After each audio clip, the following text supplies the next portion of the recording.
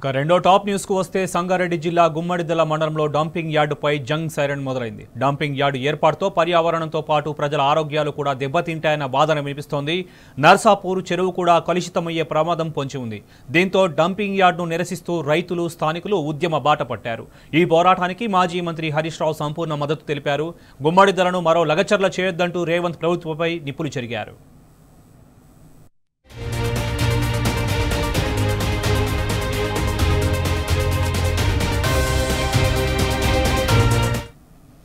గుమ్మడిదలలో dumping యార్డుకు వ్యతిరేకంగా స్థానికుల పోరాటం పట్ల మరిన్ని వివరాలు మా ప్రతినిధి రంగాచారిని అడిగి తెలుసుకుందాం. రంగాచారి, చెప్పండి. శోభన్, ఇది సంగారెడ్డి జిల్లా గుమ్మడిదల మండలం ప్యారానగర్ నల్లవెల్లి అటవీ ప్రాంతంలో ప్రభుత్వం ఏర్పాటు చేయబోతున్నటువంటి డంప్ యార్డుకు వ్యతిరేకంగా కొనసాగుతున్న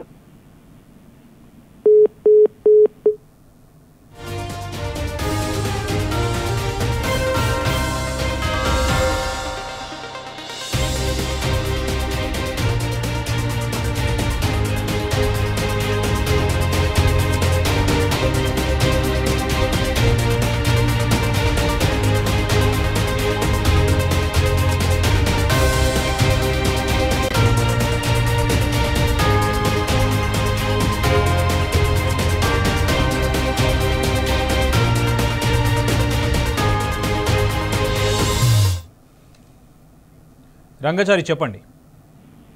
అదే సంగారెడ్డి జిల్లా ఈ గుమ్మడిదల ప్రాంతంలోని నల్లవెల్లి ప్యారానగర్ ప్రాంతంలో ప్రభుత్వం ఏర్పాటు చేయబోతున్నటువంటి డంప్ యార్డుకు వ్యతిరేకంగా ఆ మండల ప్రజలు, స్థానికులు కొనసాగిస్తున్నటువంటి ఉద్యమం ఉధృతం అవుతూ ఉన్నది. రోజు రోజుకు పెద్ద ఎత్తున ఆ ఉద్యమంలో ప్రజలు పాల్గొంటున్నటువంటి పరిస్థితులు కనిపిస్తుంది. గత 10 రోజులుగా కంటిన్యూగా వివిధ పద్ధతుల్లో, వినూత్న పద్ధతుల్లో వాళ్ళు నిరసనలు వ్యక్తం చేస్తున్నారు. గత 5-6 రోజులుగా రిలే నిరాహార దీక్షలు కూడా కొనసాగుతూ ఉన్నాయి. ఈ ప్రజల పోరాటానికి, ఉద్యమానికి పెద్ద ఎత్తున అటు బీఆర్ఎస్ పార్టీ నాయకులు, కార్యకర్తలు, స్థానిక ఎమ్మెల్యే సునీత లక్ష్మారెడ్డితో పాటు బీఆర్ఎస్ పార్టీకి సంబంధించిన శ్రేణులన్నీ కూడా సంపూర్ణ మద్దతు ప్రకటిస్తున్నాయి. తాజాగా ఈ రోజు జరిగినటువంటి దీక్షా శిబిరానికి మాజీ మంత్రి హరీష్ రావు కూడా వచ్చి మద్దతు తెలిపారు. ముఖ్యంగా ప్రభుత్వానికి ఆయన తీవ్రమైనటువంటి హెచ్చరికను జారీ చేశారు. ఇక్కడ ఎట్టి పరిస్థితుల్లో కూడా ఈ డంప్ యార్డును ఏర్పాటు చేయవద్దని చెప్పి ఆయన డిమాండ్ చేశారు. ఒక మొండిగా వెళ్లి అక్కడ డంప్ యార్డు కనుక ఏర్పాటు చేస్తే తీవ్రమైనటువంటి పరిణామాలు ఎదురవుతాయని కూడా ఆయన హెచ్చరించడం జరిగింది. అయితే ఈ ప్యారానగరు,